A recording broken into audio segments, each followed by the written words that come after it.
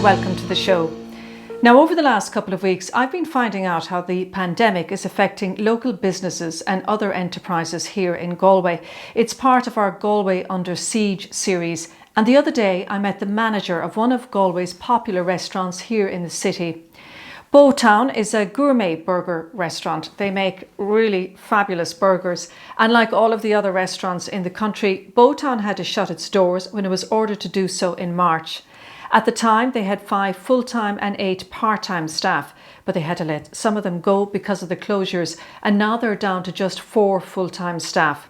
However, BóTown is managing to turn things around. So instead of having people sitting inside and eating their food, it's transformed itself into a takeout, collection and delivery service. Well, Frances Kelly, its manager, told me how the virus is impacting their business. Coronavirus has massively interrupted our plans for the year. But we've adapted as well as we could. We're primarily a sit-down restaurant, but we closed on a Saturday night as a sit-down restaurant, and on the Sunday we opened up as a takeaway for collections and delivery only.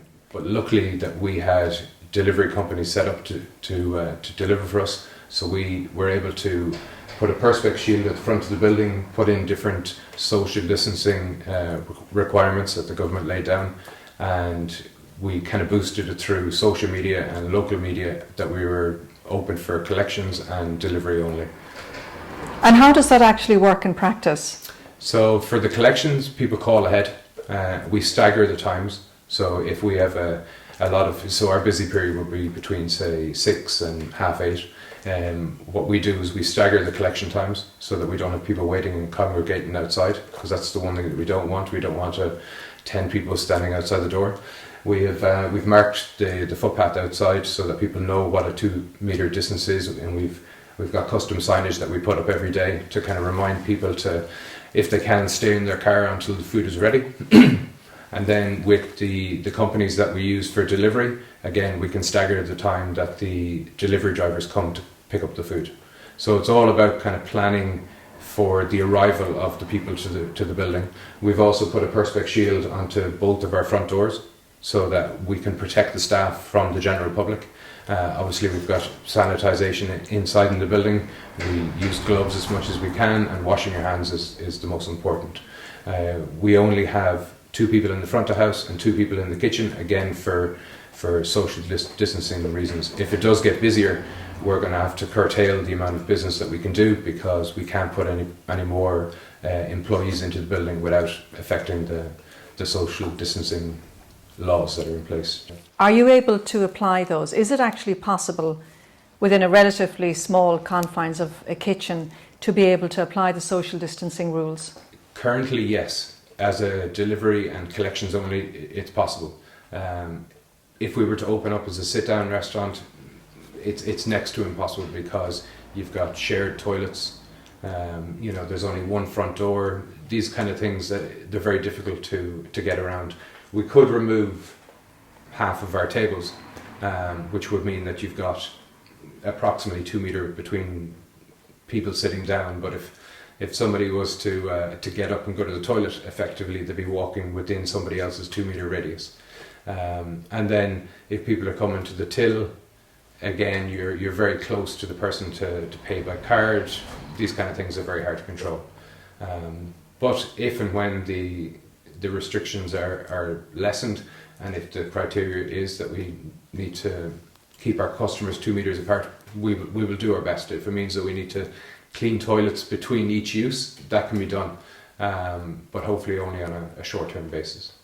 And how much business are you doing now with your delivery or collection business compared with what you were doing before this hit? We're actually quite on par with what we would have done. March is the transition between the winter and the summer. So if you were to compare what potentially we'll do in the COVID June versus a regular June, it'd probably be about half. So as everybody knows, in Galway, a lot of the restaurants and the pubs, they survive on the tourists coming into town. There's not going to be any tourists this year, so it's going to be, you're more trying to more trying to cover costs than to actually make any profit or to rebuild your building or to expand. Like we had expansion plans for this year, but they've all been shelved because you're just trying to keep staff employed, which is our first and foremost, staff safety, but also keep the business alive until this whole thing is over, so that you're ready to go again once the government says so, basically. Francis told me that BóTown is still paying its rent and other costs such as staff, food and electricity. They decided they didn't want to kick the can down the road and end up several months later with a backlog of payments to make. But BóTown is lucky in the sense that it's a burger and chip joint, although a very fancy one, it has to be said, but it's been easier for them to transform themselves into a takeout service. However, that would be much more difficult for some of the more fine dining restaurants in the city. Galway, for example, has 2 Michelin-starred restaurants and numerous other places to eat that couldn't easily start offering takeout or delivery services. But the city needs these places to survive. Unfortunately, the longer they stay shuttered, the more their survival will be in jeopardy. Francis told me potentially half of the restaurants in Galway may never reopen again. It's been a 20-year project for Galway to get to where it is, like now having 2 Michelin stars as an example. Like 20 years ago that would have been unheard of. It was more bacon and cabbage back then than foie gras. And if we were to take, a step back, we could be looking at going back to the early noughties or the late 90s. And how long more would it take to rebuild? It's a scary time. Francis also runs a business making craft cider. In April 2019, he got his first delivery of his Galway cider from the bottling plant. And within a short space of time, he started selling it into supermarkets, retail pubs and restaurants. But that all came to a standstill last month. Come March 2020, when COVID kicked in, about 80% of my customers were pubs. And overnight, I lost 80% of my customers. So that was a very tough weekend as someone that owns a drinks company, especially when you're just starting off. But it kind of gave me the opportunity to expand my delivery circle to Galway County and get into more supermarkets, local retail stores. The only thing people can do at the moment, apart from walk inside their 2 kilometre, is to go to the supermarket. So it's given me the opportunity to get into some of the bigger supermarkets that I wouldn't have necessarily had time to do in the past, which is great because it means that I can link my brand with the surrounding towns around the county. Have you found that the retailers, the supermarkets, are they open to taking in new business right now? Yeah, like when it happened originally, I thought no one was going to want to talk to me because nobody wants to be in contact with anybody else. But once you adhere to the sanitation and the social distancing rules, they're happy to talk to you. It's quite odd because you can't shake their hand and you can't have a close conversation, but everyone is trying to support local now.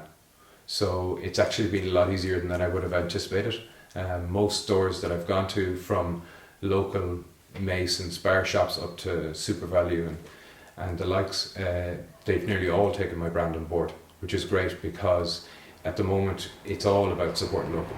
The impact of the COVID-19 restrictions in Galway can be seen and felt all over the city. Usually at this time of the year, things start getting really busy here and there are lots of things to look forward to, from horse racing, arts and food festivals to music concerts and lots more events that are normally scheduled for the months ahead. But there are a lot of doubts now over whether any of those big events will take place in the traditional way that they would have been held here. And like so many other cities and towns around the country, Galway has turned from a lively hub into an altogether much quieter place. Zombie apocalypse is the thing that comes to mind. So I work generally in BóTown from 4 o'clock until maybe 11. Usually when you leave the front door of BóTown in Galway's West End, which is a very lively area for tourists, locals, but also students as well. Usually there's a hustle and bustle and there's crack happening pretty much every street. But when I drive home now, there's nobody, which is a very strange feeling when you were to drive across the city of Galway on a Friday or a Saturday night at 11:30 when there should be thousands of people on the streets, nearly like street parties, but there's nobody. And that was Francis Kelly, the manager of the BóTown gourmet burger restaurant here in Galway and also the owner of Galway Cider.